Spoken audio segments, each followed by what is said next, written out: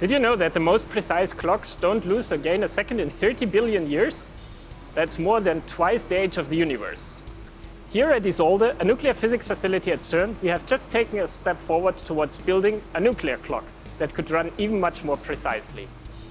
We have observed a transition in torio-229 which could make a nuclear clock tick forward. So, how did we do this?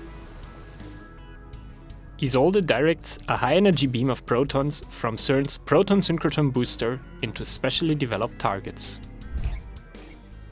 This generates a large variety of radioactive atomic nuclei, those with too many or too few neutrons to be stable. Different devices are used to ionize, extract, and separate the nuclei according to their mass.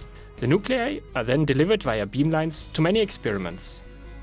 In our experiment, we incorporate actinium-229 nuclei into the crystalline structure of a magnesium fluoride crystal. In the crystal, the actinium-229 nuclei transform into thorium-229 through the emission of an electron.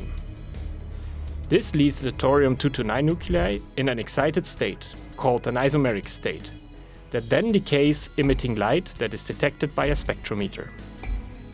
This is the transition on which a thorium-229 nuclear clock would be based.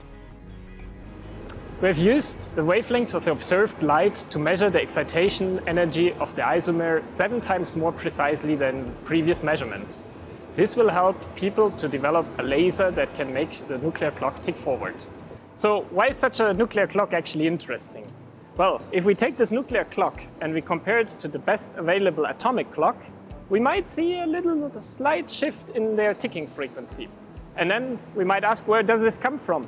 Well, actually, fundamental constants of nature might not be so constant in time, or there might be the presence of ultralight dark matter.